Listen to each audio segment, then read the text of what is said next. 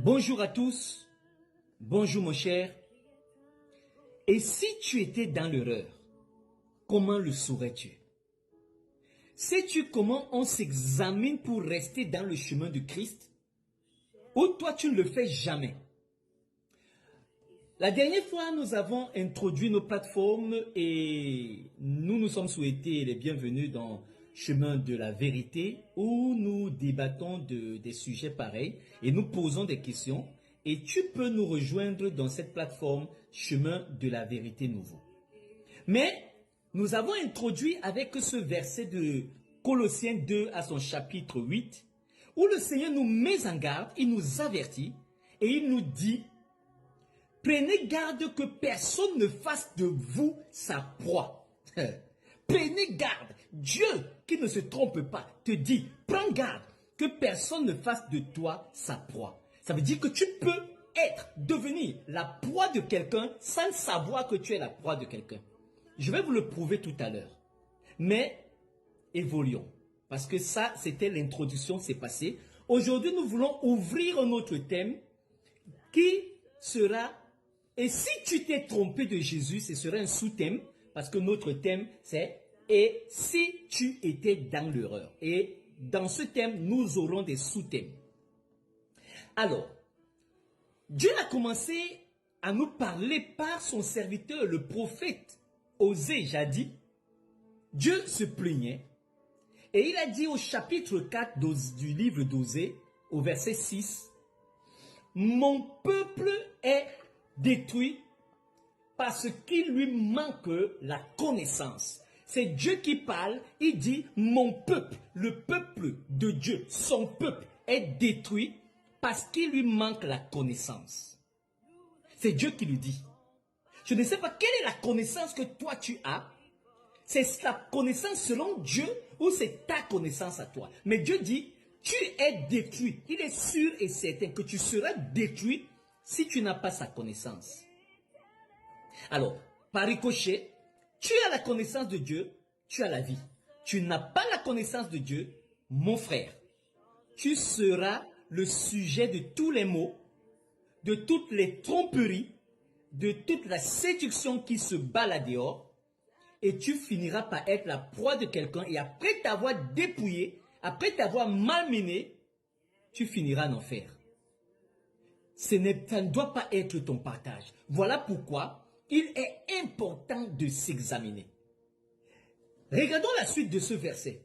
Puisque tu as rejeté la connaissance, je te rejetterai et tu seras dépouillé de mon sacerdoce. Ça s'adresse à quelqu'un qui est au service de Dieu. Ça veut dire que c'est un serviteur de Dieu. Que Dieu lui dit, il sera rejeté de son sacerdoce. Donc, il n'est plus au service de Dieu. Mais comment toi tu sais que cet homme-là n'est plus au service de Dieu? Comment tu sais que cet homme-là a été rejeté? Puisque tu ne t'examines pas. Puisque tu fais de Dieu la cour du roi Pétro. Donc tu avances comme un mouton sans jamais t'examiner. Ben, tu finiras par être une proie. Donc c'est quelque chose vraiment de sérieux. Voilà pourquoi, mes chers, je voudrais qu'ensemble, qu'on puisse aborder ce sujet avec beaucoup de tact. Mon cher, entre amis, on se dit tout. Et face à ce genre de boubière, je ne peux pas rester bouche bée et demeurer dans le silence. Voilà pourquoi je dirai la vérité et rien que la vérité, je le promets. Cependant, je suis conscient que la vérité, elle fait mal. Surtout quand on est déjà habitué à un certain biotope, à un certain cadre où on a déjà une certaine affinité avec un conducteur spirituel et on ne peut plus la mener sur la base pour qu'il s'examine ou bien s'examiner même selon les Écritures s'il répond les critères bibliques. Et là, ça devient très dangereux.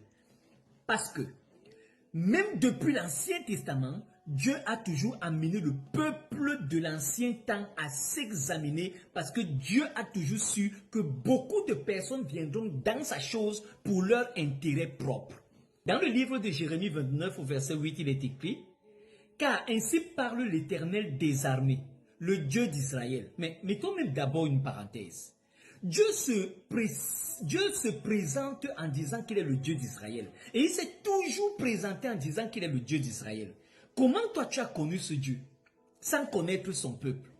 Tu ne peux pas connaître ce Dieu si tu ne connais pas son peuple. Et si tu penses que ce peuple-là, c'est le peuple qui est en Palestine là-bas, que l'Union européenne a placé là-bas, mon frère, tu te mets le doigt dans l'œil. Ça veut encore dire que là, tu es dans l'erreur et tu es dans le faux. Et déjà, à base du fait que tu as raté ton domaine de définition, tout le reste de ton équation et de ta courbe est fausse. Mais est-ce que tu pourras comprendre ça? Mais si tu ne peux pas t'asseoir pour t'examiner, c'est impossible que tu puisses avancer dans la vérité. Alors, regardons la suite. Parce que ça, c'est un autre thème, sous-thème qu'on va développer. Voilà pourquoi c'était une parenthèse.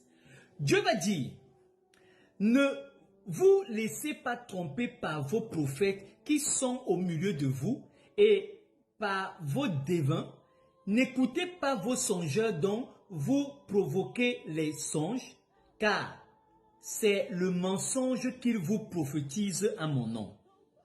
Je ne les ai point envoyés, dit l'Éternel. Il a signé. Dieu dit, je ne les ai point envoyés, dit l'Éternel. Déjà, à la base, si tu ne prends même pas la peine de t'examiner, comment tu sauras celui que Dieu a envoyé et celui qu'il n'a pas envoyé, mon frère? Voilà pour quelle raison, voilà pourquoi on peut se retrouver dans ce genre de situation où on est malmené par des loups, par des personnes qui n'ont aucune connaissance des Écritures et qui amènent dans cette bourbière des personnes qui ne connaissent rien de ce que Dieu a dit. Mon frère, il est question de ton salut. Dans notre époque aujourd'hui, on peut se rendre compte que Dieu également est venu et il nous a parlé au travers de l'apôtre Paul. Et qu'est-ce que l'apôtre Paul nous a dit? L'apôtre Paul, on va voir cela dans le livre d'Éphésiens, Éphésiens 5 au verset 6. Écoutez ce que Paul va dire. Il dit que personne ne vous séduise par de vains discours, car c'est à cause de ces choses que la colère de Dieu vient sur les fils de la rébellion. N'ayez donc aucune part avec eux. Autrefois, vous étiez ténèbres. Là, Paul est en train de parler aux païens qui sont devenus chrétiens, qui sont sauvés et qui sont dans l'église. Il dit autrefois, vous allez vous rendre compte que quand Paul parle, et il parle pour différencier les païens et les juifs, il dit vous quand il parle des païens et il dit nous quand il parle des juifs. Mais ici, il dit, on va voir tout ça, ne vous inquiétez pas. On va palper tout ça détail par détail. Parce que si vous n'avez pas la possibilité, quand on vous apporte un verset comme ça, de lire tout le chapitre, vous allez être dans une bourbière pas possible.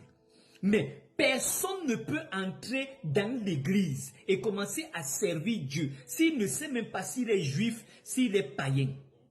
Parce qu'on a un seul message du salut. Mais dans le contenu de ce message du salut, il y a une part pour les païens qui sont pécheurs depuis Adam et ils ont hérité du péché adamique depuis Adam jusqu'aujourd'hui.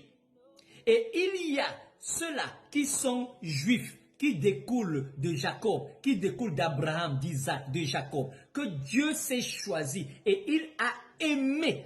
Dieu ne peut pas aimer un peuple et on vient dire à ce peuple qu'ils sont morts spirituellement. D'abord que l'esprit ne meurt pas. Donc, c'est en fait, ayez l'esprit ouvert, mes frères. Il faut comprendre. Donc, il y a beaucoup de choses que nous devons voir. Mais ce sont des parenthèses que j'essaie d'amener pour nous amener à comprendre que nous avons beaucoup de thèmes que nous allons débattre, que nous allons ouvrir. Ne vous inquiétez pas. Alors, Dieu dit par l'apôtre Paul, autrefois, vous étiez ténèbres et maintenant vous êtes lumière dans le Seigneur. Marchez comme les enfants de lumière, car le fruit de la lumière consiste en toutes sortes de bonté, de justice et de vérité. Au verset 10, examinez ce qui est agréable au Seigneur. Paul vient toujours amener le peuple d'aujourd'hui à s'examiner, mon frère. Mais toi, tu as décidé que tu ne t'examines pas. Tu as décidé que t'examiner, ça ne te concerne pas. Comment est-ce possible que tu puisses te retrouver dans la vérité si tu ne t'examines pas? Il est important de s'examiner. Je vais d'abord m'arrêter là pour ne pas être très long.